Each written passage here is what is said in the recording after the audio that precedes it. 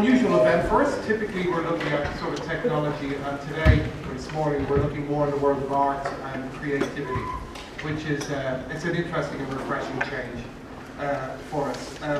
We've a couple of leading experts in the area with us this morning, and I'd just like to introduce you to them. Before I do, it is interesting to reflect on why we have such a big audience this morning, how important storytelling is becoming in corporate organizations and in corporate life. You know, I think in some ways maybe the most important skill or attribute we have in the working world today. Just to introduce the two guys to you, so this is Dr. James McCabe. Jim is a leading expert, global expert in storytelling. He's worked with corporate organizations throughout the world with his colleague Malcolm MacClancy on my left. And the guys have worked with people like KPMG and Siemens and many other organizations, the European Court of Justice, helping them to create their narrative and understand how to communicate with their audiences. So we're lucky to have these guys with us this morning.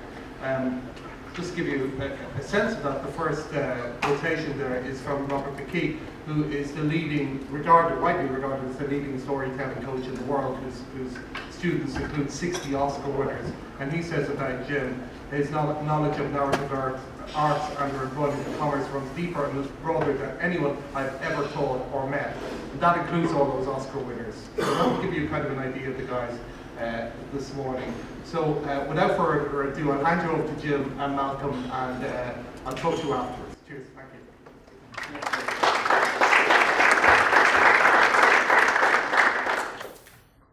Good morning. Thanks very much for taking the time. Myself and Malcolm are just going to start very relaxedly. We're going to have a chat. We're going to actually start with the questions and answers, because you can have an impact on what we say. We've got a loose framework. I will sort of create a sort of a tuning fork moment by saying that there's a kind of a difference between what's called storytelling and what we call story smithing, just in the same way that there's a difference between someone who can eat and someone who can cook. They're not always synonymous.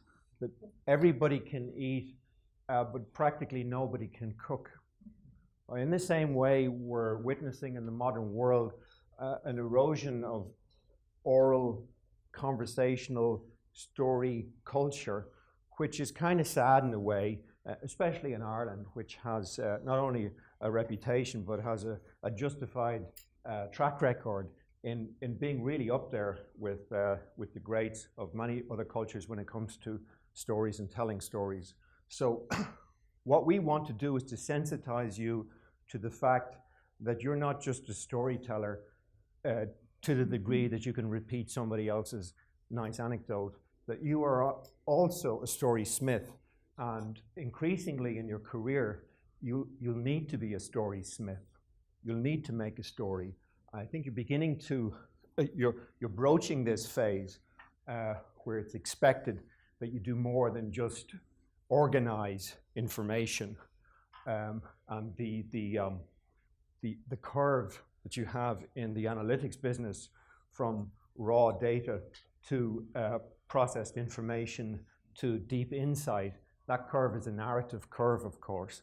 And in the future, we'll have to connect the insights together, and we'll have to dynamize, catalyze, and motivate the different insights in order to win the attention of people. So let's just, as I said, start with your initial questions and anything that you'd like us to focus on, because we're going to, have 10 or 15 minutes here of just interaction, yeah?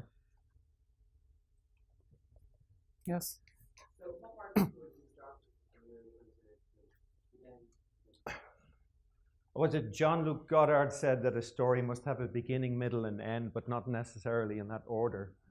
I think that's a brilliant question. It's a story smith's question. Edgar Allan Poe, when he wrote The Philosophy of Composition in 1845, said that he always starts by selecting an emotion that he wants the audience to feel. Okay? Now, that may not be the case in your line of business, but I'll put it like this, that if you wanted to make a story dramatic, if you wanted to make it memorable, that you would start by articulating the exact idea that you wish to communicate, okay? And let's say there's so many different types of businesses in the world and so many different types of occupation, but one core idea that I think all business activity tries to focus on or share or transport is the idea of trust. I think that, you know, our societies and economies need trust. It's, you know, it's a human necessity in terms of keeping the whole thing, the whole show on the road. And a storyteller would start by translating that idea into an emotion. So step one is to have a very sharp fix on the idea, to articulate it. That means that the people, not just in the department, but the people in the company are using the same wording and they understand the same things with the same words. That's a huge challenge, as you know, okay? Because you're talking about not just within different silos or disciplines, you're also talking about multiple cultures, okay? And it's something a lot of companies forget about. And then the second step is you try to find the emotional translation of that idea. So that idea, for example, trust is not necessarily an emotion, but if it exists or doesn't exist, there are emotional contexts around that, okay? Now, when we use the word emotion, most people recoil because we're not supposed to have them. We're at work, okay? But like we remain humans even if we're pretending not to be. An emotion is simply a human response to being impeded or blocked. Okay, so you have a desire or a goal of some kind, then it meets with an obstacle because that's the nature of life, okay? And then as a response, there is an emotion, okay? There is some surprise, there's some gap, there's some conflict, anything. And then there's an emotion because it's not exactly what you planned, okay? There's a wonderful title of a book in America, This Is Not the Life I Ordered. I love that title because you can also apply it to economies. So I think that's the second stage, is to translate the idea into an emotion. And the third stage is to split that emotion into its two polar opposites, okay? So let's say it was trust, and the emotion connected to trust was, you can tell me, what would you feel? Calm is not an emotion, but you'd certainly feel maybe relieved. You'd certainly feel satisfied, maybe. It might be connected to feeling positive or optimistic, and it's opposite. So the storyteller would have an idea that they translate into an emotion, they split the emotion open into two halves, and then they get the polarity or the dynamic, the dramatic conflict. A conflict is only dramatic when it's evenly balanced, okay? It's very similar to how a public speaker develops a rhetorical argument, except the sequence of a story is different from the sequence of a rhetorical argument. Should I continue down that path? So I'll come back to it in a second. Is there another question here? Yeah, I work in public service, and a lot of my work is dictated by their story in media. Yeah. Leading things that the media have their story. Yeah. And which has a very depth about which is not necessarily related to reality. Yeah, without question. Sure, I get that totally. You see, from dealing with, you know, the problem is really with how this word story is used. I know story is used in the media, and in the media the word story really means buzz, and it's often just spin, okay? I mean, it's a huge, there are more spin doctors in the United States than journalists, okay? So it's a major industry. It's really, media stories usually have an agenda, and if you follow the same story on different media, you can see that agenda quite quickly. In our book, we would describe a media story as usually a rhetorical argument in disguise. Mm. And so, is it, I'm sorry, what's your question about that?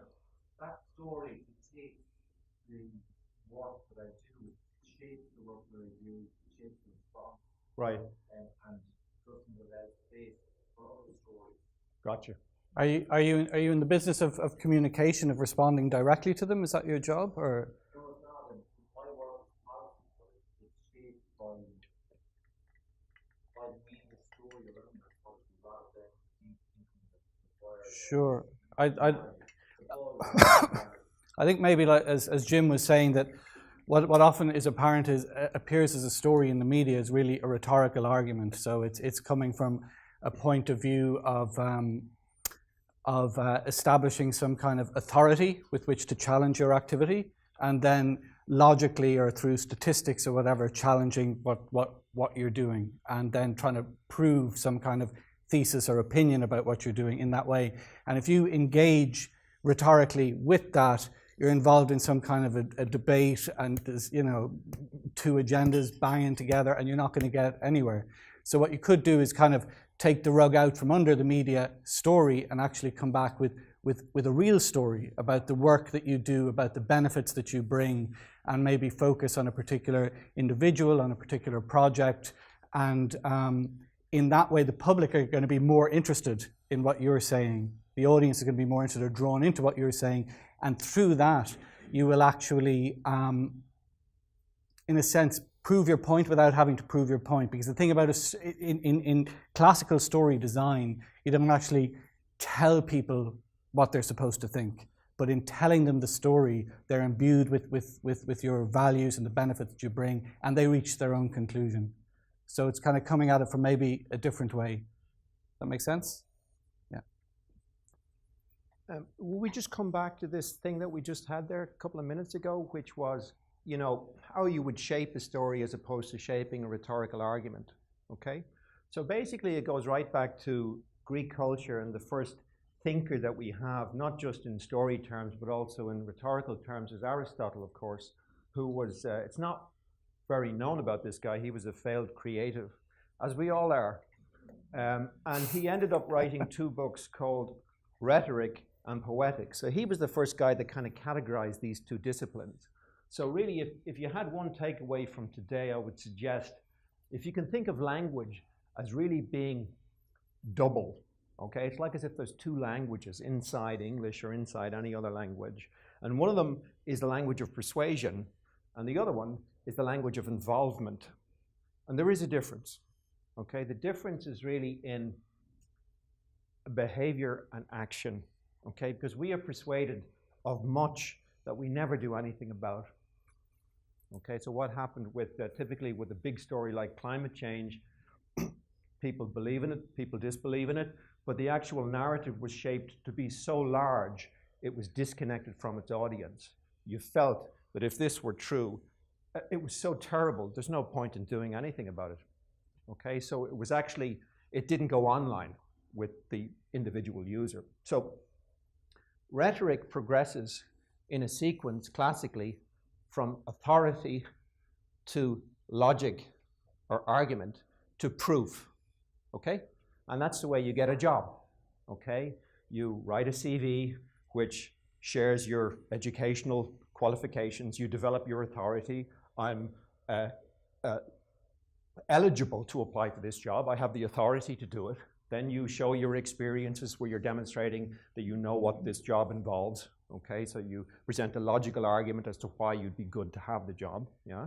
And then you follow it up with your proof, which is your testimonials, your references, your pull quotes, okay? And that's basically how we try to persuade people.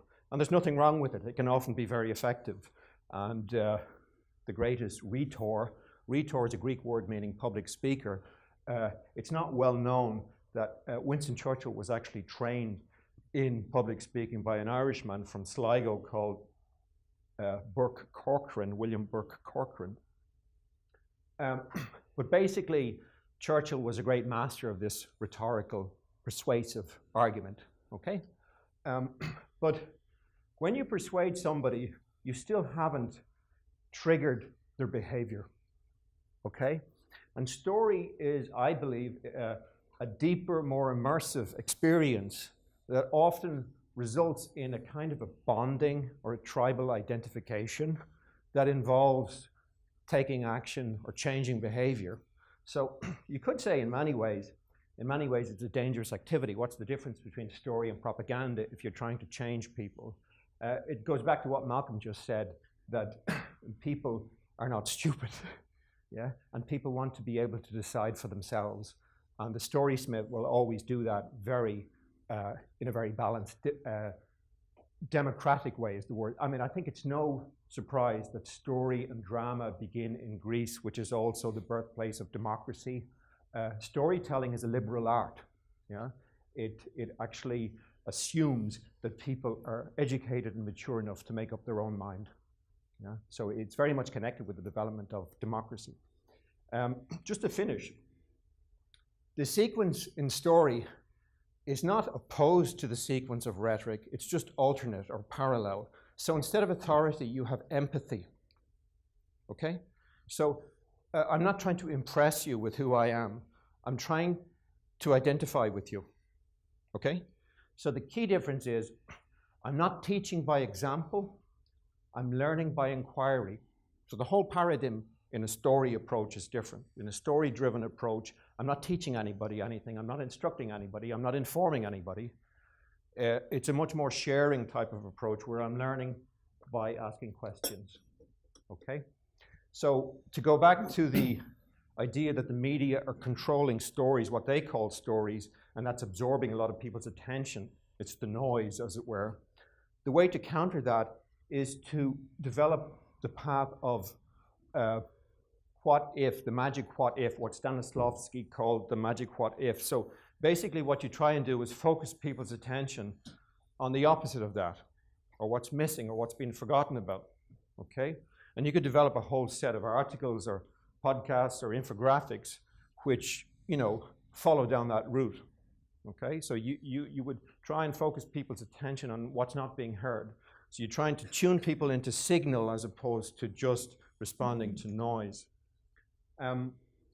Is there anything else anyone would like to? I hope this is helpful, is it? Just in your initial talk about story, you talked about how basically the block, you know, elicits. Yeah. What about the situation of the, which I think is pretty important as well, there's the experience, which nowhere that someone experiences changes how they feel for people. So I'm talking about this in terms of not necessarily a commercial setting. Yeah. Right? But Yeah. in an actual storytelling setting, so for example, in a movie, whatever. Gotcha, yeah. So there's many different words for this term. Did everybody hear the question? You want to repeat that? I think the question here, it relates to what if it's not in the nature of conflict? What if it's more in the nature of, let's say, an immersive epiphany? Mm-hmm. Okay, so let's say it doesn't have to be Disney, okay, but it's something that's kind of like gorgeous, okay, in a sense of overpowering and kind of immersive. It doesn't have to necessarily be gorgeous, but yeah. it can be awesome. Right. Well, I think a very good example of this is James Joyce. Okay, so Finnegan's Wake, for example, doesn't have any meaning, and it's, you know, I don't know what the conflict is. There's not much story, okay, but it has that sort of overpowering, immersive. And Joyce was somebody who specialized in epiphanies. Yeah, so really, I would say that an epiphany is simply a choice on the storyteller's part to share an immersive experience, and the flow in story is from empathy to suspense to surprise. Okay, it's always in that sequence, always. Empathy, suspense, surprise. You replace authority with empathy, you replace logical argument with suspense, and you replace proof with surprise. Okay? Now you might think that the epiphany is related to the surprise element because it's something that's just like just a burst of inspiration or something. But I would say that the epiphany as a story experience is more related to suspense because it's got a certain mystery and it kind of takes you sideways. And the Greeks called this peripeteia, is the major turn in a drama, okay? And everything is different afterwards, okay? So in Greek terms, the flow from empathy to suspense to surprise is hamartia peripeteia catharsis. Okay? We're not exactly talking about catharsis because I think that this epiphany is more like peripeteia. It's just a massive, often very emotional turn or transformation. Okay? Yeah, it can be cathartic. Right, yeah, it results in that, yeah? Okay, so it results in that. You see that every night now on football, yeah? It's just, and these goals that are happening in the last second or they're in extra time and stuff, and they're totally transformational. And people having full body experiences, and you know, we're gonna have to look after Maradona because we don't know what's gonna happen now. They're actually completely involved in what's going on. So the communication is biological, yeah? And just before we leave that point, I want to explain those words again. Hamartia is the Greek term for the tragic flaw, okay? Because you have the hero and the protagonist, and the tragic flaw might be only that they're mortal, okay? But there's something kind of wrong, or there's a weakness, there's a vulnerability in us all, because we're only human. And it's when corporations have a huge problem in doing that, because they don't want to admit to anything. They have a fear that if they admit to something, it'll never stop. Okay, there'll just be a domino effect and the whole credibility will be destroyed. But you only connect or engage with people when you share vulnerability. My definition, our definition of empathy is shared vulnerability. Okay, this is why, you know, apologies when they're correctly designed and shared are so effective, yeah? There's lots of ways of hamming up an apology, but when it's done well, it's very, very effective at bonding. The peripeteia is the Greek term for turn or transformation. You know the way when you're in school and you get these massive audiences reading poetry? Did you know that the poetry audience in Ireland for the Leaving Cert is like 60,000 people or something reading poetry? It's amazing. It never happens again in life. And they never forget those poems, okay? And you have the octave and the sestet. You'll always remember the different parts of a sonnet, although it doesn't have much role in how you succeed in life or fail. But there is a word, there's something in the middle of a sonnet called a volta. Yeah, this was the name that Joyce gave the first cinema in Dublin in 1909. The volta is the third. Okay, so these are called, in screenwriting in Hollywood, they're called beats. Okay, so the smallest unit of transformation in a story is a beat. Okay, and then on the stage, for example, you've got a dramatic turn, and then the big shifts, the big changes are this Greek tragic sense of peripeteia. Everything is different afterwards. I suppose the famous speech at the end of Ulysses is an example, isn't it? And I said, yes, I will, yes, yes. That's a very sort of long drawn out, it's one sentence over 50 pages type of epiphany. Is there anything else? There are just a few things. I understand that this is a very special audience and you have special needs and expectations. For my sins, I've worked quite a bit in the data arena in Europe and elsewhere. And I actually became involved in storytelling when, as a writer, I really felt that I was drowning in input and data. And I needed to find some design that I could apply, because what was happening is I was just drowning. There was just too much of it. And you could learn it all and read it all and have it all perfectly organized, and the following morning it was completely obsolete. So it doesn't matter what you know or what you don't know, because everything is obsolete immediately now. Okay, so it's just moving so fast. And the big question is how to organize or shape this, okay? And you should just look at the words that are used in the arts for different kinds of stories. The word novel, for example, literally means novel. Okay, it means new. Okay, so before Boccaccio wrote the Decameron, you had a set of short stories in Italy, in Renaissance Italy, called the novellino. This is where we get the word novel. So basically the first rule is make it new. So somebody says, where do you start a story? Concentrate on what's new. Okay, this is rule number one. Okay, don't bore people. Okay, it's major. It's like do no harm. Okay, it's for a tech brand. Don't bore anybody, okay? So if you said there's only two laws, the first one is nobody's watching, and the second one is just don't bore them, okay? You're kind of safe enough when you work within those two goalposts. The other word that's interesting is the word fiction. The word fiction is a Latin word. Fictio means to shape. and a fiction, a novelist is shaping. Yeah. Now, a big problem that we have communicating to the business community is this notion that story is something that belongs in the world of fiction. Yeah, and there is a fiction world, and then there's something called reality, which is factual. Well, factual in our book is just another genre. Yeah, it's just shaped. In fact, often it's shaped in much more devious ways than fiction. Okay, which is, we're back at the media then. Okay, there's just two flavors. A story is either factual or non-factual.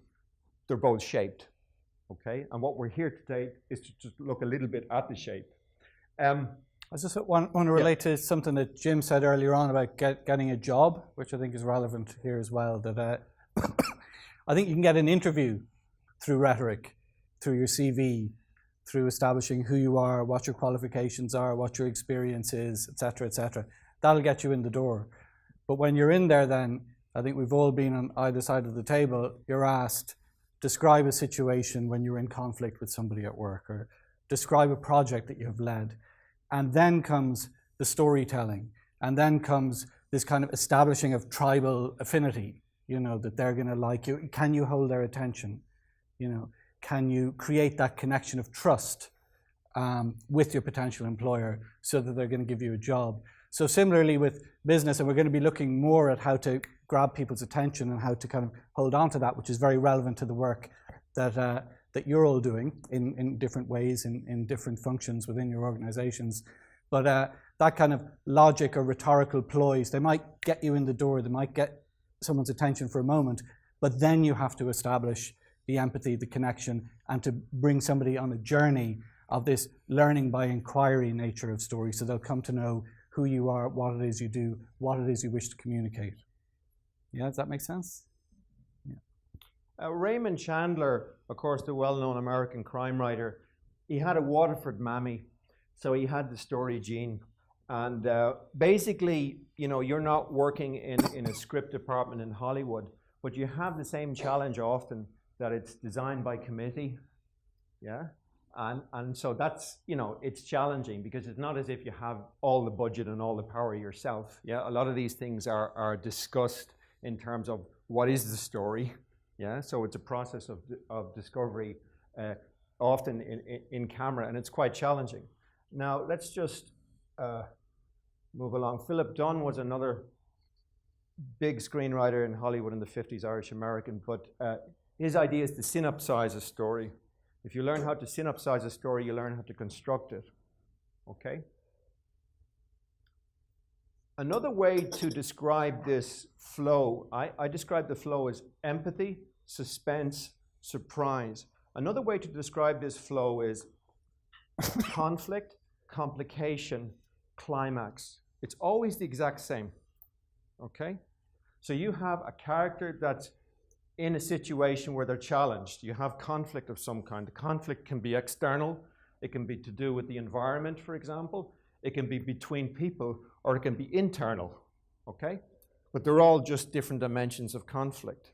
Then you've got to complicate this narrative in some way so people don't know what's going to happen next, but they want to know what's going to happen next. It's pretty basic, okay? So you're, in a way, exploiting that human curiosity.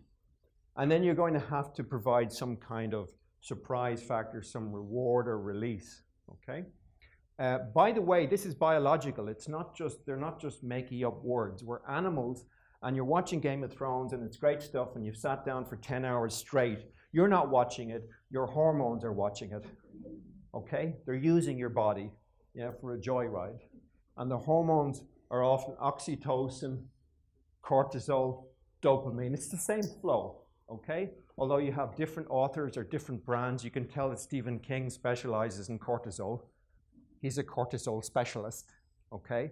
And you can tell that Disney specializes in a whole lot of dopamine, right? With double chocolate chip cookie, okay? But you can tell in terms of what's missing, and where should we begin this? You can tell that most organizations have a massive oxytocin deficit. Massive, okay?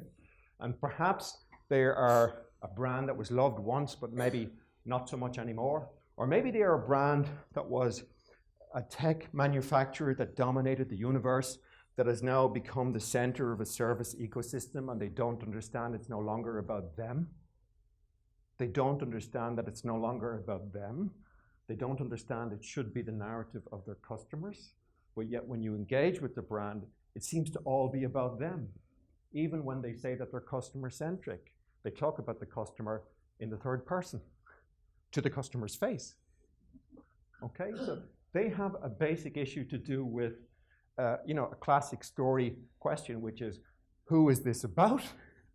Yeah, and it's never about you or your organization or your department, although most departments are desperately seeking to justify their budget. Yeah, so you've got this you know, delivering value thing. Yeah, we have to show people that you're actually worth your salt, but it's never really about you. Yeah, and any department or corporation or organization that can look beyond its own survival needs is on the road to recovery. Okay, because they understand there's somebody out there, their citizens or their customers, yeah, and some of them we don't even know. We've never even met them. We don't know their names. We've got no direct contact, which is one of the reasons why today, for example, the automotive industry is desperately trying to buy back all of these dealerships because they've never met their customers. And now they want to move downstream the whole time and get closer and closer to customers, because when you have a customer relationship, you will thrive. Okay, right. This is just a quote from E.M. Foster, you know, the basic campfire storytelling. They either want to know what happens next or they don't want to know what happens next. I mean, you zap the channel because you don't care. You don't care what happens next. You don't care about that character, okay? And the whole job of somebody that creates The Sopranos or Breaking Bad is to make you care.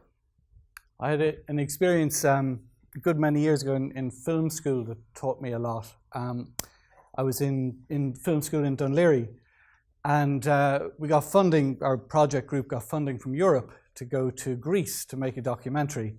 So you can imagine, as a student, this was wonderful. So we went out there and we met a musician. He's an Irish musician who had based himself in Greece and had mastered Eurasian musical modes in Greece and in Crete. And he'd become this kind of a cultural icon, this man in black who was more Cretan than the Cretans themselves. And it was an extraordinary journey. He had a salon in Athens where intellectuals would come and beautiful young people would come and play music and discuss philosophy. And then we went to Crete and we went to the little villages and met the raki makers and went to boisterous parties. And so then we came back with all this material to make a documentary. So we went into the editing suite and we made an hour-long film, which I thought was brilliant. And the teachers came to look at it and they thought it was rubbish. They were bored to tears, you know. And what it taught me was, it was like my kind of holiday video. It was all these experiences that I had had that were amazing, but it was very much kind of, you had to be there kind of feeling, you know. So they sent us back to the editing suite, and I'll tell you in a minute why I think this is particularly relevant to data analytics and communication as well. Sent us back to the editing suite, and we made something that was then 25 minutes.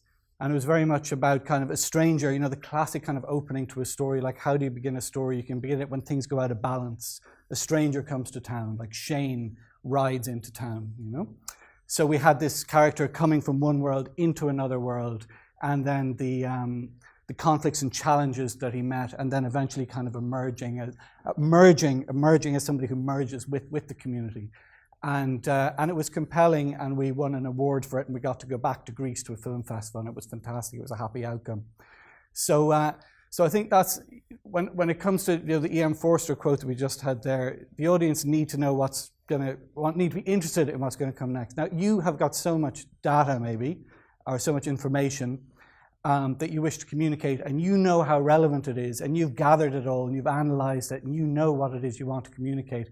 But you need to do it in a way that's going to grab the attention, hold the attention, and bring satisfaction to the person who you're communicating with. Do you know what I mean?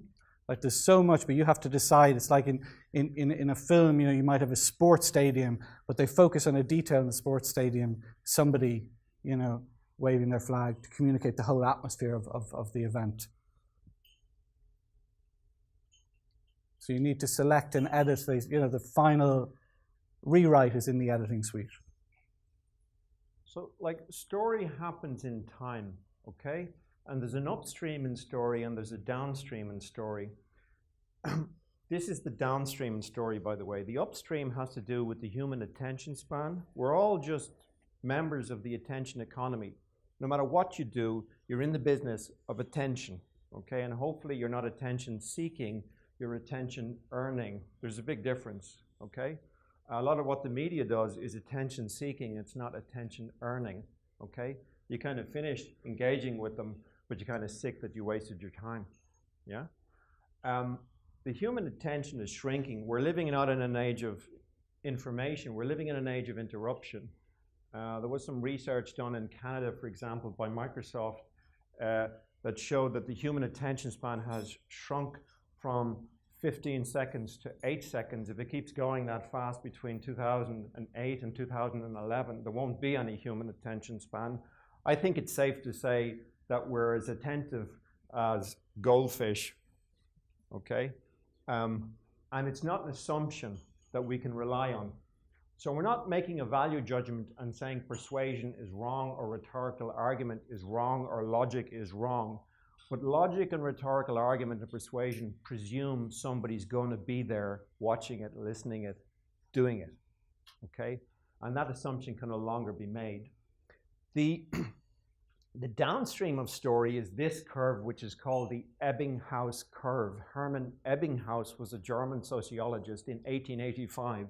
So almost 60% of information is forgotten about within half an hour, okay? So that's your communication budget up against the wall, okay? No matter how good it is, by the way, right?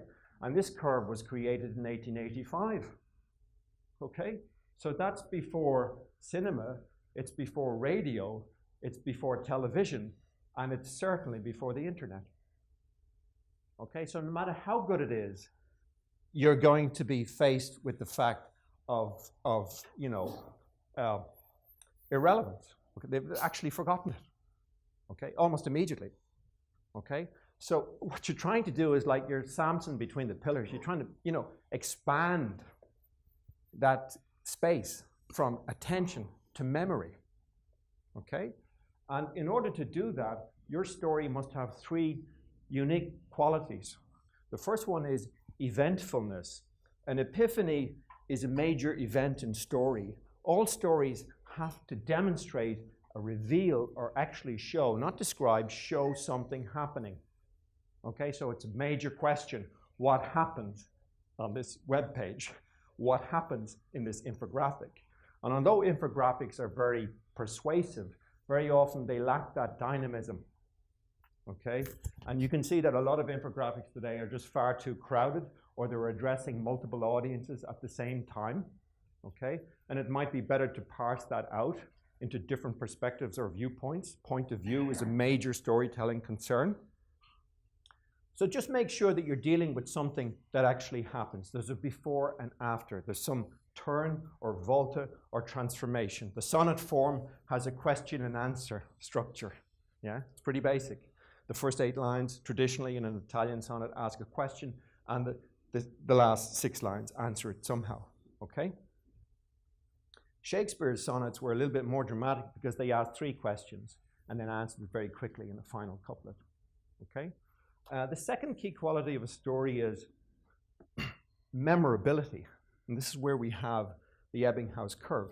How memorable is that? Because stories don't date, okay? One of the great storytellers, and he was also a teacher of story from the island of Kos in the Aegean, was Homer.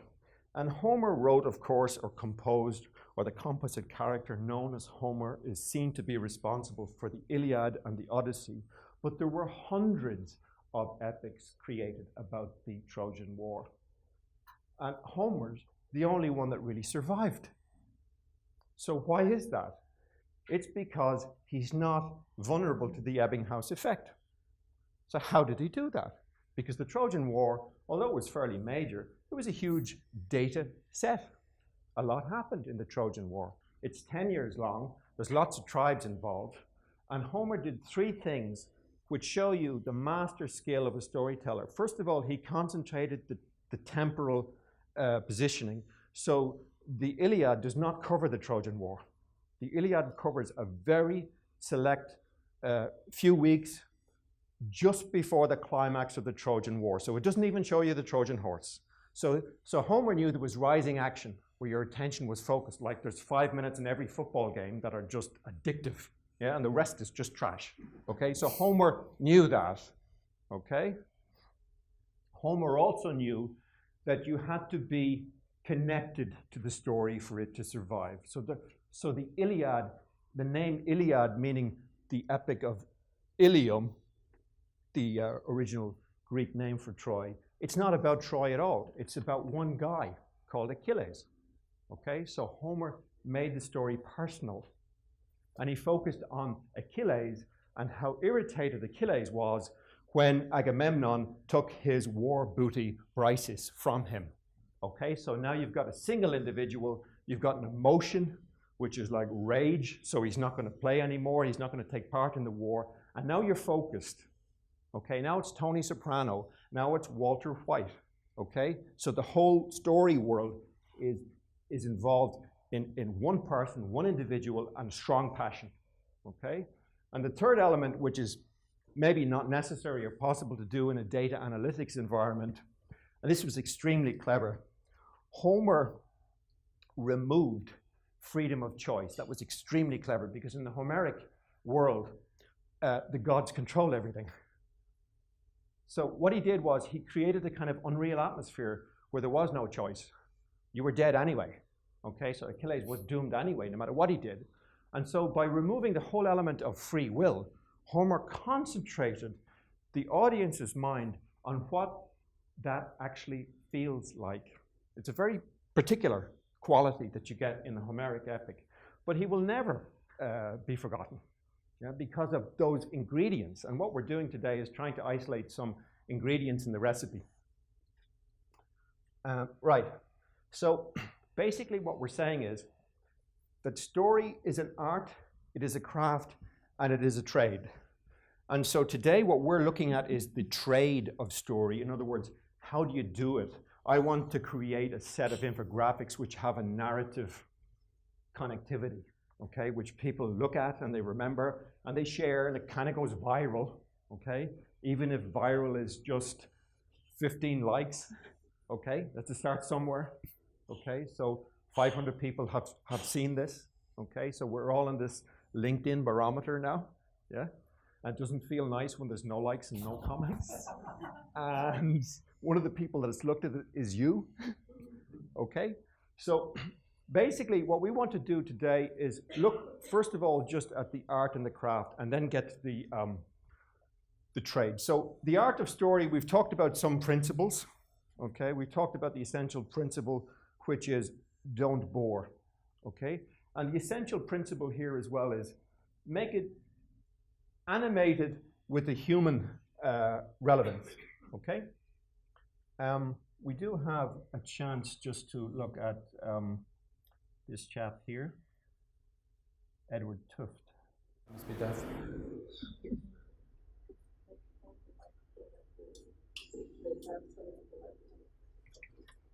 Point them.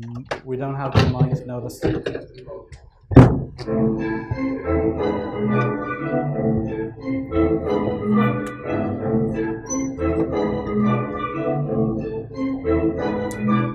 Evidence that bears on questions of any complexity typically involves multiple forms of discourse. In modern scientific research, for example, about 25% of published materials are graphs, tables, diagrams, images, the other 75% are words. The spirit of real science and publication is whatever it takes to explain something. And here's the big point. Evidence is evidence whether words, numbers, images, diagrams, still, or moving. The information doesn't care what it is. The content doesn't care what it is. It is all information. And for readers and viewers, the intellectual tasks remain constant, regardless of the particular mode of evidence, to understand and to reason about the materials at hand, and to appraise their quality, relevance, and integrity. It may be that as IT people or as designers, we care a lot about the mode of production, but we shouldn't deny ourselves that this is every possible mode, and we shouldn't segregate the information by the modes of production. Because what the user has to reason about, it doesn't matter, it's all content. That truly then is content-oriented design. Matthew Perry. Right. Edward Tufte, of course, who's recognized as the Santa Claus or the godfather or the grandfather of the infographic. And I think that's an interesting comment, because basically what he's saying is it doesn't really matter what the shape or the form or the content is. Okay, from a story point of view, he's distinguishing between subject and theme, or between theme and treatment. Okay, so the subject could be the heading or the label, but the label is not a message. Okay, the message could be the human response to that subject. So the theme is maybe loyalty. You know, the subject could be anything. Okay, and the treatment is the storyteller's unique take on that. Okay, so Joyce creates Dublin City as a musical symphony. That's his unique take on that, and nothing much happens in Ulysses or Finnegan's Wake. It's just a guy walking around, okay? But what you're doing is you're immersing yourself in the experience. I just want to get back to my slide set. So we said story was a question of learning by inquiry, okay? How do I just get that full screen, Malcolm? Top left, is it? From current slide, great. Great. Now I want to show you a short clip of Kurt Vonnegut. This is a kind of a comic take on the shape of stories, okay? So whether you're writing a report or whether you're creating an infographic or a series of infographics, we need to now think in terms not just of beginning, middle, and end. So it doesn't matter what length the content is, and it doesn't matter what medium the content is in. But we now start to think of beginning, middle, and end in a bit more sophisticated ways. So for example, we think of conflict, complication, climax, okay? Or we think of empathy, suspense, surprise. And I can guarantee you the problem here will always be with empathy, because when you haven't identified with who's supposed to be engaging with the content, you're not online. You're actually not connected to the people, okay? And this is why very much in Hollywood, if you watch the pilot season, the pilot episode of a show that's a success, a lot of time will be spent just focusing on the character. Often there's no other character on screen and nothing is happening. You know, Schindler's List was such a great film, and there's a scene at the beginning when Oscar Schindler's just dressing himself. Nothing else is happening. He's just putting on the cufflinks and, you know, brushing his hair or whatever. It's called screen time. You're bonding, okay? So the audience is imagining itself into that life, and they're spending time. And this is something that the media, obviously, to go back to this earlier conversation, they understand the nature of that, because it's just about focus and attention, okay? So they're trying to get you to bond to the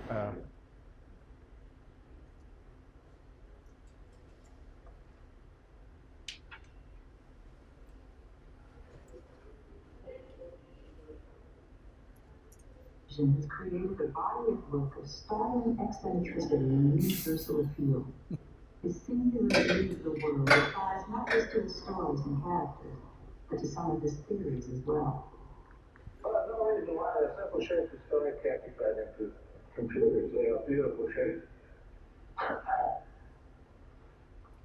This is the GI axis, good fortune, ill fortune. Sickness and poverty down here, wealth and choice good health up there. Here's the very middle. Now this is the BE axis. B stands for beginning. C stands for electricity. Now this is shape of the curve that matters and not their origin. So we'll start a little above average. Is one way to get a depressing person.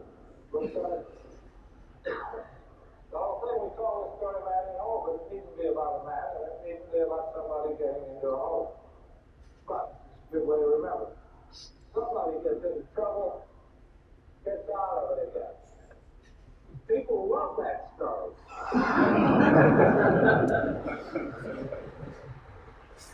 All right, not copyrighted.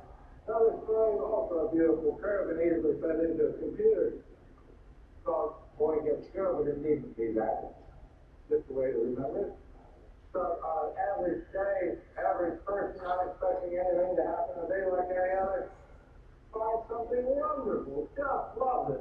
Oh, God damn it.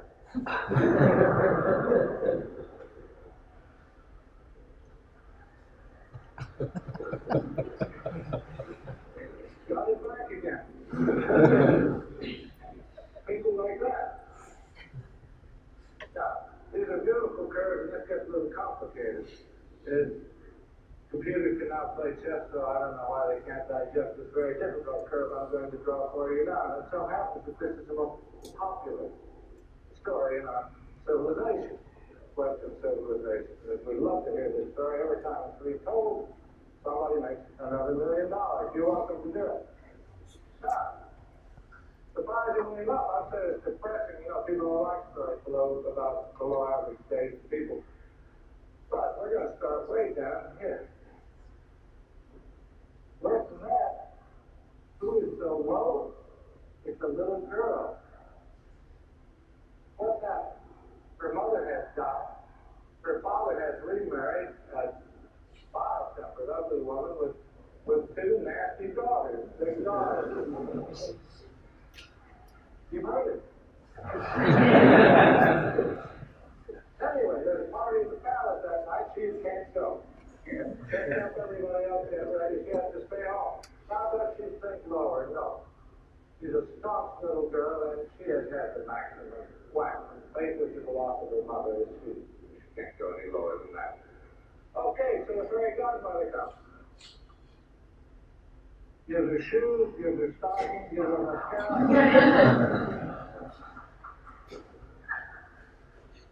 Gives her means of transportation. Goes to the party. Dances with the prince, has a swell time. Boring, boring, boring, boring, boring, boring. There's a slight inclination to that line as I was drawing because it takes perhaps 20 seconds, 30 seconds for her grandfather's clock to strike 12. Does she wind up at the same level? Of course not. She will remember that dance for the rest of her life.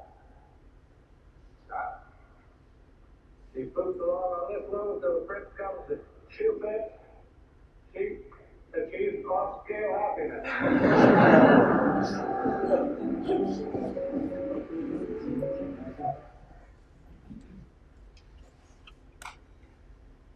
Okay.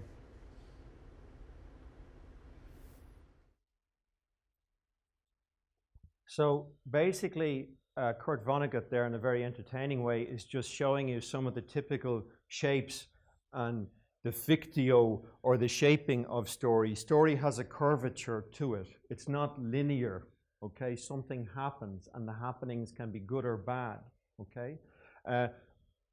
Businesses today do this already, but unfortunately, most businesses haven't really evolved beyond Cinderella.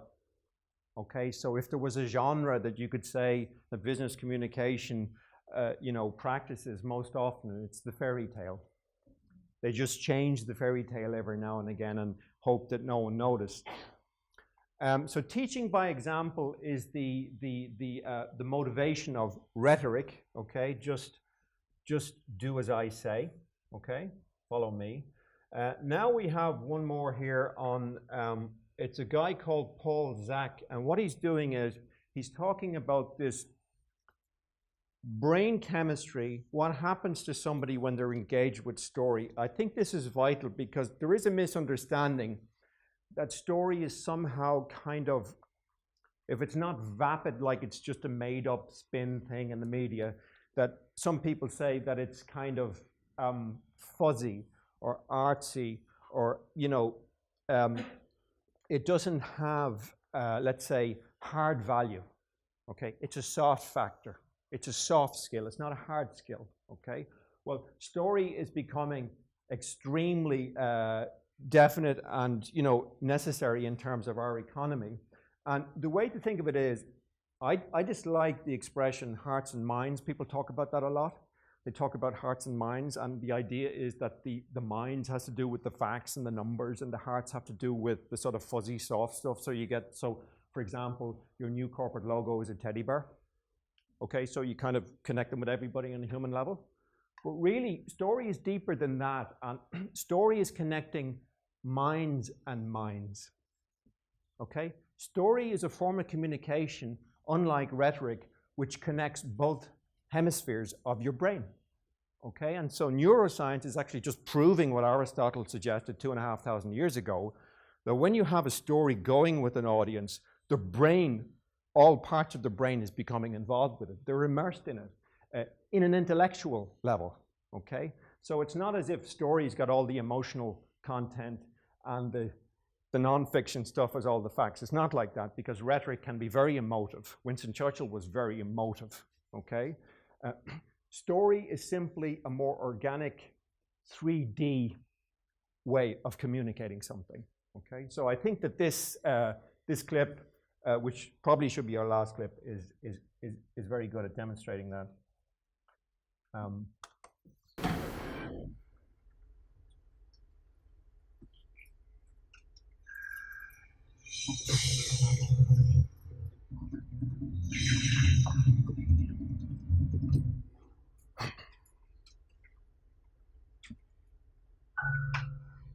want to tell you a story about a little boy named Ben. Ben is 2.5 years old, and Ben has brain cancer. And Ben's really happy. He's happy because he's been through 2 rounds of chemo and radiation, and he feels good for once. He doesn't feel yucky, and his father's enjoying seeing Ben's happiness. As the father tells the story of Ben and his cancer, the father's voice begins to break. And he says, it's very difficult to play with Ben, because Ben thinks everything is wonderful, but I know something that Ben doesn't, that Ben's dying. He talks about how difficult it is to play with Ben, knowing that in 3 or 6 months, Ben will be dead. And yet Ben is so happy, he's so beautiful. And so the father tries as hard as he can to enjoy Ben, to be joyful around Ben. But then he says in the middle of this short story that it's an amazing thing to know how little time one has left. And as he says that statement, he has merged himself with his son. It's as if the father himself is God. So in my laboratory, we've studied this story extensively. What we found is that 2 primary emotions were elicited. One is distress, and the other is empathy. At the same time, when we asked people what they felt after the story was over, we really couldn't get very clear answers. So we began doing other studies on the story. So we took blood before and after, and we found that the brain produced 2 interesting chemicals. One is called cortisol, which focuses our attention on something important. So cortisol correlated with our sense of distress. The more distress you felt, the more cortisol you released, and the more you paid attention to that stimulus. The second chemical release is called oxytocin, which is associated with care and connection and empathy. And oxytocin was correlated with people's sense of empathy. And the more oxytocin released, the more empathic they felt towards Ben and his father. And we did something different after this experiment. We gave individuals a chance to share money with a stranger in the lab. And indeed, those who produced both cortisol and oxytocin were more likely to donate money generously to a stranger they couldn't see in the lab.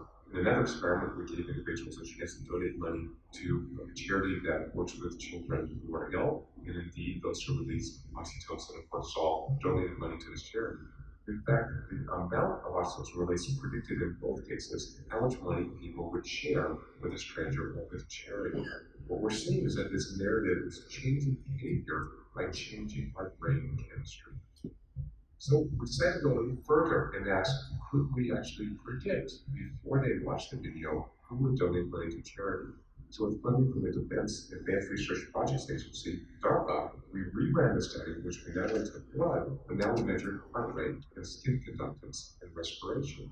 And using these additional measures, we were able to identify this distress response and this empathic response, and you can predict with 80% accuracy who would donate money to charity. These individuals get paid about $20 to do an experiment, and the people who donated money on average donated half their earnings. So we began to investigate the story further.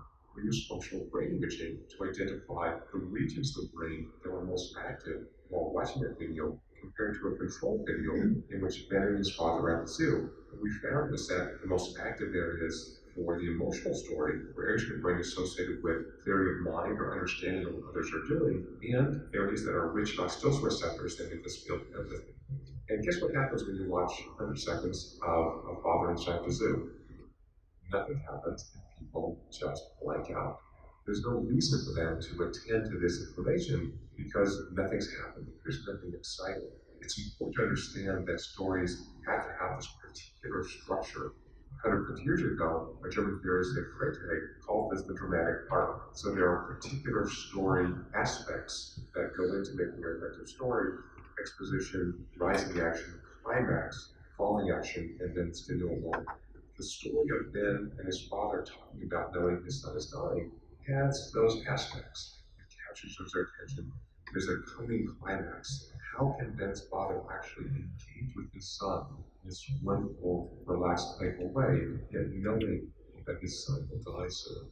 It seems like there may be a universal kind of story structure.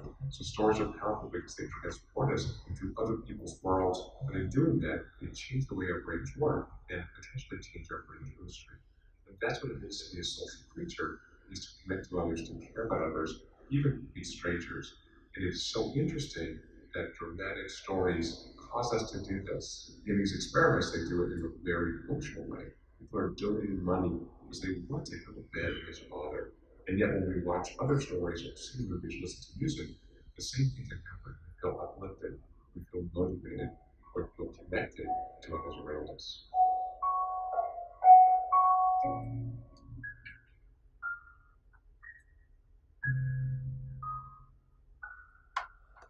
Okay. I think that's, brain science is just getting to this point now. That image isn't very clear, I'm afraid, but showing you that the brain on the bottom there is involved in the story, you're simply activating people more, okay? They're becoming engaged, you have their attention, and it's more immersive. Now, the corollary is, of course, the Romans used to say that a public speaker must be a good person, okay, vir bonum, okay, a good man in their sexist phrase.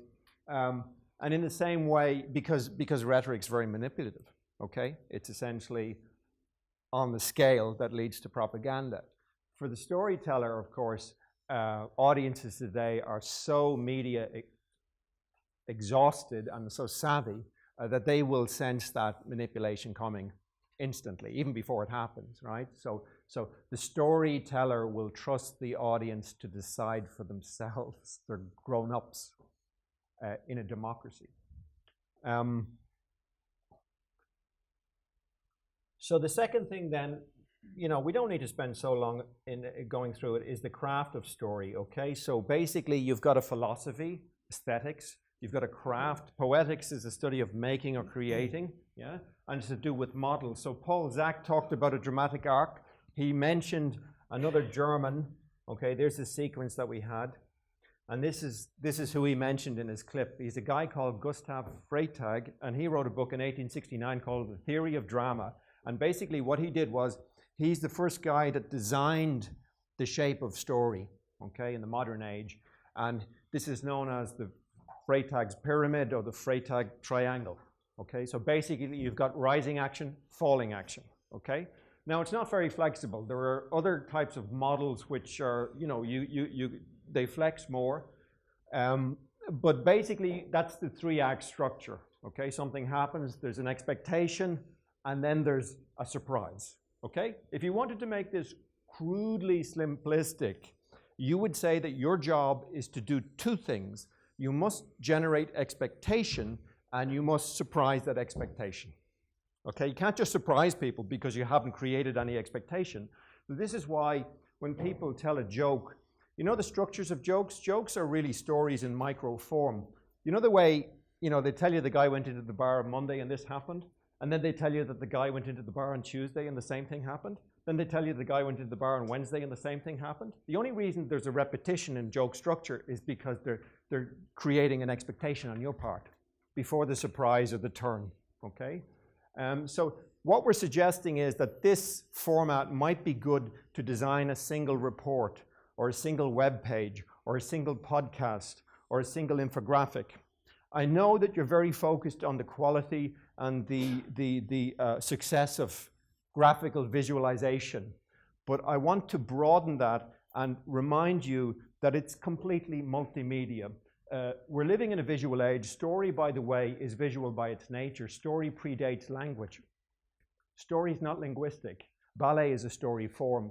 And the piece of music that we heard coming in this morning is a piece of music by Smetana called Moldau, and it's a story. It follows the river Moldau as a small little streamlet, and you hear the music rilling gently, and then it builds, and as the story goes through the city of Prague, the music becomes very stately, okay, because it's passing through a massive classical city, okay? So sound is a narrative form, and color can also be a narrative form, okay? Usually in infographics there is no design in terms of color, okay, but that's a complete field that needs to be strategized and designed. And the interesting thing about Smetana is not only that it's a non-linguistic story, but he was actually deaf when he composed it. So it's not only pre-linguistic, it's pre-sensual. It's absolutely the human essence to generate narrative. So you can take the ears off the composer and he'll still do it, okay? And I think that this is important because people get confused about story and text. I think we have time for one more short clip. It's a minute long. Is that okay? This is often called the best advertisement in the world. I know you're not in advertising. Yeah? You're in a form of story that we call future story. Okay? The economy is only composed of 5 activities. That's all human beings do. They do energy, they do money, they do things, they do ways, and they do ideas. That's all. They don't do anything else.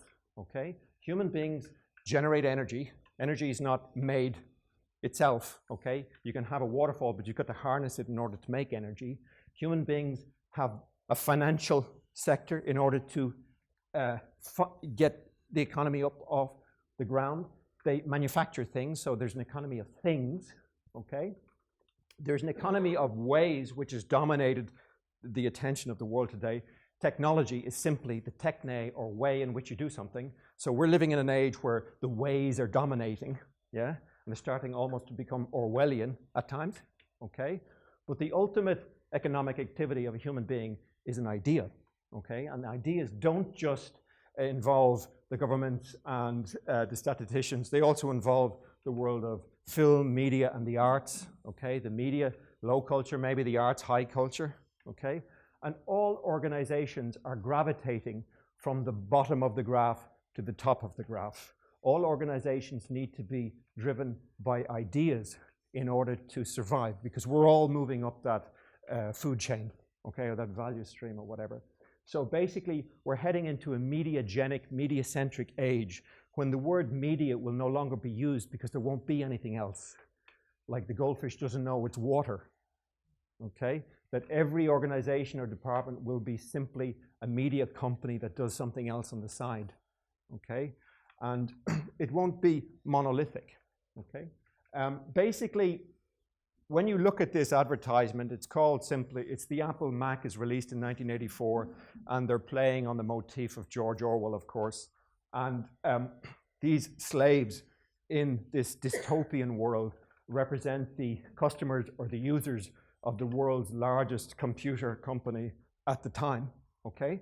And of course, we have the entry of Apple as a great surprise or champion or underdog. It's a great example of the underdog story and how Apple managed to identify with the individual. It's a company that has really demonstrated how people can feel uniquely Apple-y when they purchase. Okay, so they managed to evolve an emotion called pure Appledom. Okay, that people have a deep-seated, strange, but deep-seated identification with. So they really got the empathy thing. Okay, although times have changed, and as I said, everyone needs to evolve at the same time. All right. So this is back to here. All right.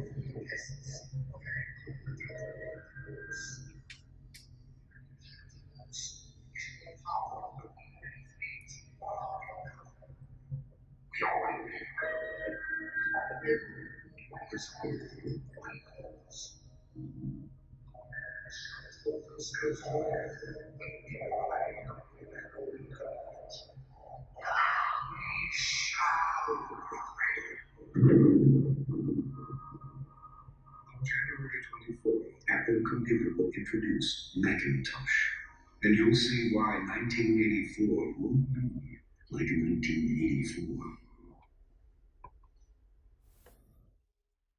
Right.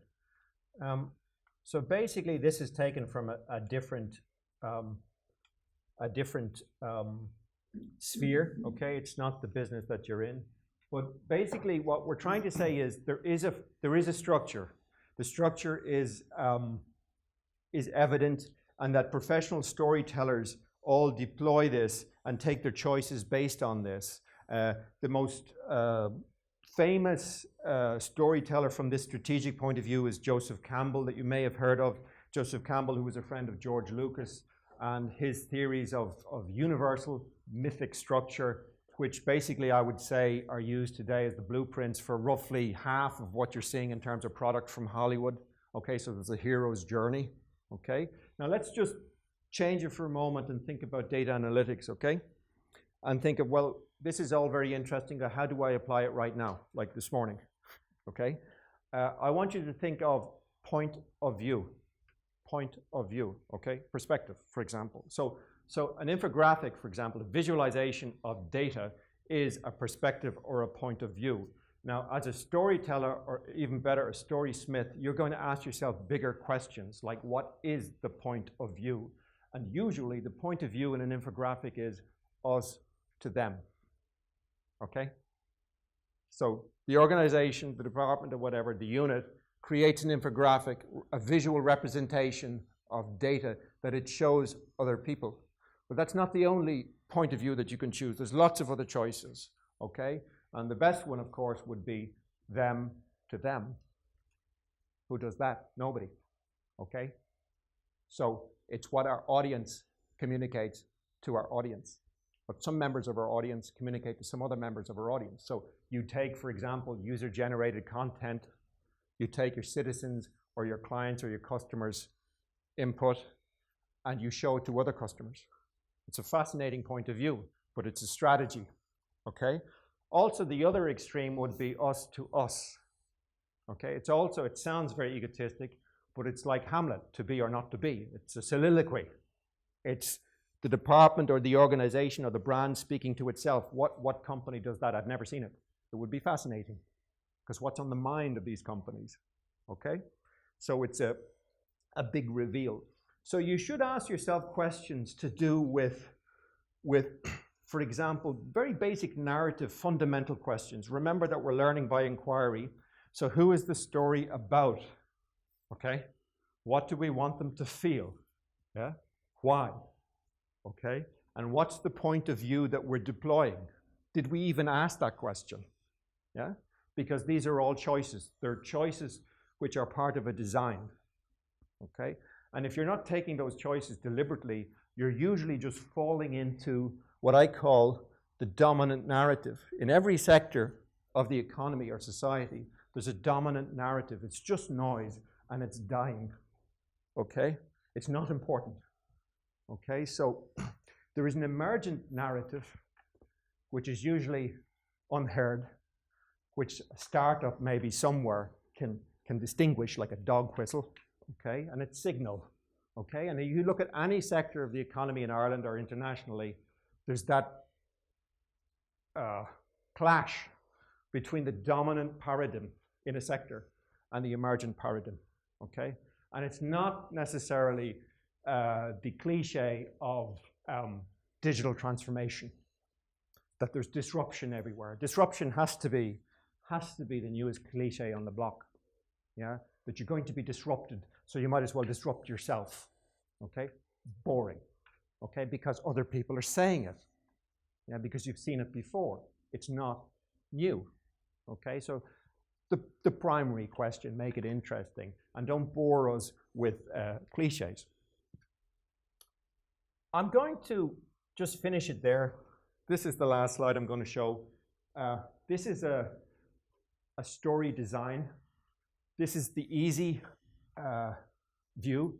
On the handout here that you can take, you have the more complex view.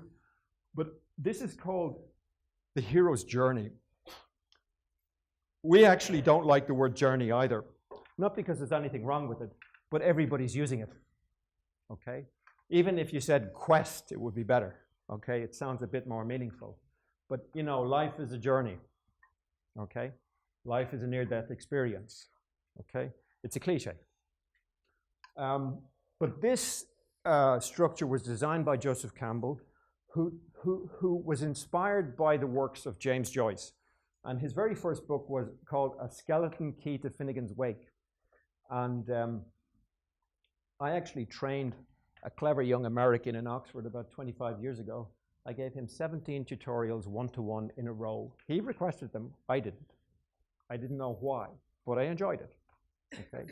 He's now show running the Game of Thrones, okay? So he knew what he was doing, okay? He was looking at the chaos that is James Joyce, identifying the design, yeah?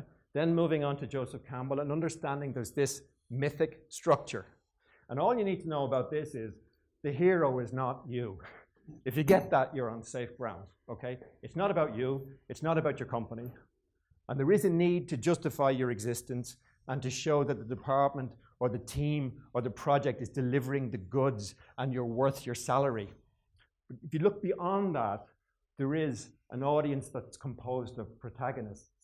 And in a good story, everyone becomes the protagonist, okay? And your infographics, if you extend them into an episodic format, will show differing viewpoints and differing protagonists.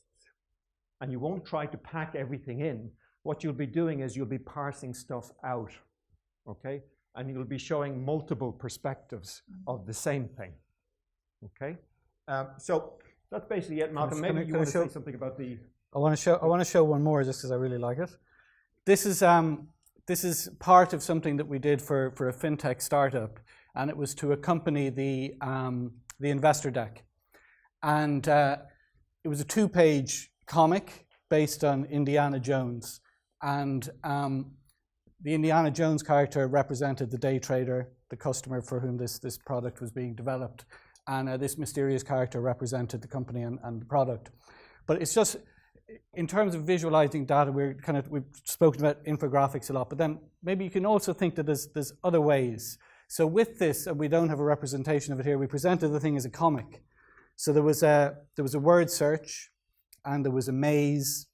You know, those mazes, you start here and the treasure's here and you go through this.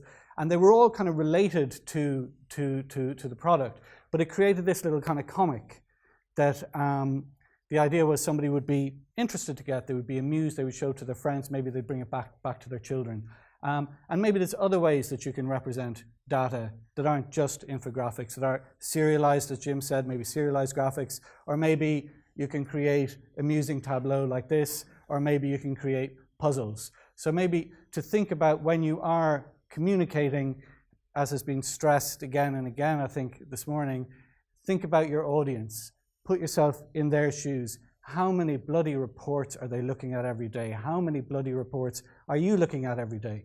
So give them something that'll interest them, that'll capture their attention, and for the time that you want to communicate with them, that will hold their attention, and then at the end will give them some sense of release and satisfaction.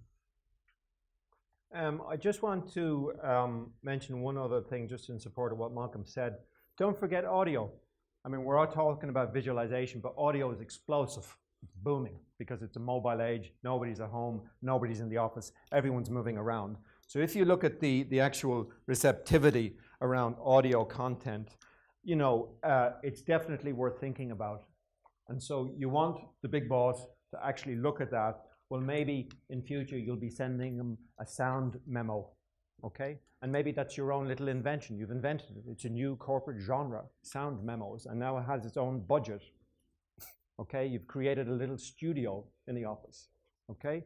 But what you're trying to do is to respond to the way people live, okay? And to who's available and how do they access it. And the best type of strategy, of course, would use several media at the same time, created by the same team. That's extremely important. Yeah, at the moment, there are multimedia formats, but they're being created usually by completely different people.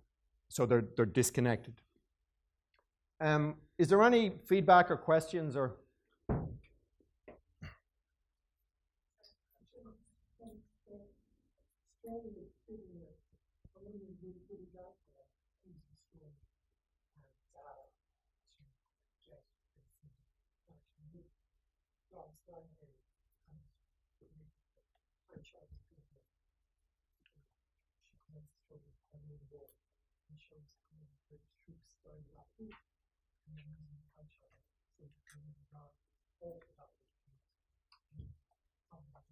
Yeah, that's wonderful. Yeah, that's wonderful. I mean, it's a true story, first of all. Secondly, it's human. There's an individual. And Florence Nightingale, she's a kind of a folk heroine. Yeah, so she's embedded there in our memories, in our childhood. And so, I mean, Ireland is a storytelling culture. We know the word like, what's the story scale? But the concept in Irish storytelling was scéalaíocht, which is the art of narrative. But there was another form called seanchas, and seanchas is folklore. And, you know, although Florence Nightingale and her story is historically accurate, it's more like the folk memory. Yeah, so I think it's a wonderful example. Yeah, definitely. And how you're saying how Florence Nightingale's behavior altered military decision making, is that it? Yeah. Right, right. That's fascinating, yeah. I didn't know that, yeah. Does this lady here?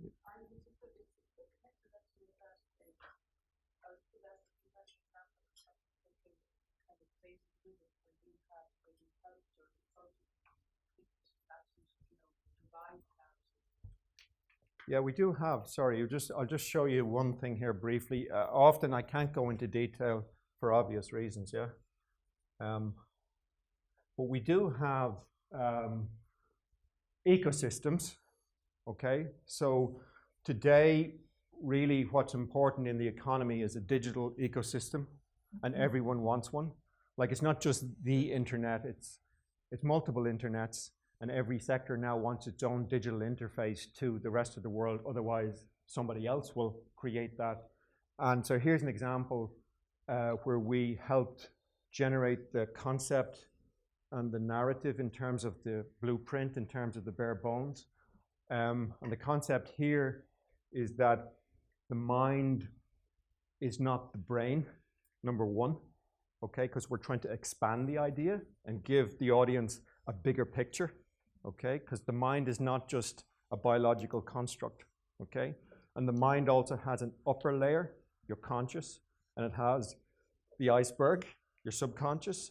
So we were using this as a metaphor for data, and how in data you have the epiphany of transforming the raw input to meaningful decision support, okay?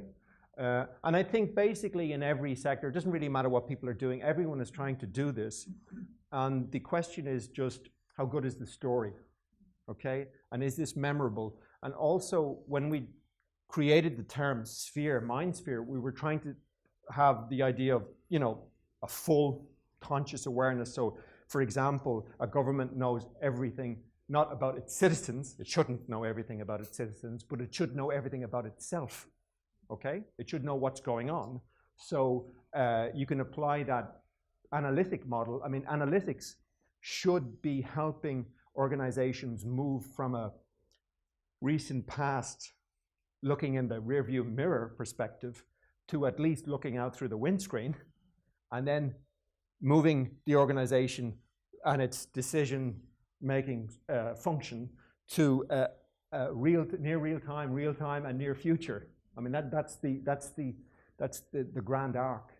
But that's an example of a well-known brand that we helped to construct what we call a rich metaphor. And a rich metaphor is a metaphor that you can extend and use for 10 or 20 years. It's not enough nowadays just to be clever, because it's old hat within minutes. So you have to create something that has the depth and it's elastic. You can, expand it in different ways. Does that answer your question? I'm come here because we were promised of finishing at 10 o'clock, and I hope we don't mind that. I'd like to thank Malcolm and Gino for this morning. Very interesting and engaging and different kind of morning. I'd say the guys have a handout here to give us a little bit more detail. We only scratched the surface in terms of what the guys actually do with organizations, departments, and individuals around the storytelling. I think you guys are available to do some additional work, and we might have the guys back and do a more deep dive later. The Analytics Institute takes a little bit of a breather during the summer as people get on our holidays. We're back again with an event in September in Deutschland, and then in October we will be very interestingly in Dublin Airport Authorities. We'll do some very, very interesting stuff with data. And then we have a national conference in November, which will be in the Mansion House. We will have about 500 to 600 people at that, and some really big international speakers. We'll send on more details to you as we get closer to that event. We're also working on other things as well, such as professional certification for the industry. And we'll come back to you on that soon. We're designing a professional certification pathway, a career pathway for individuals in the data analytics sphere. So more details to follow. Thank you very much for coming. Enjoy the rest of your morning.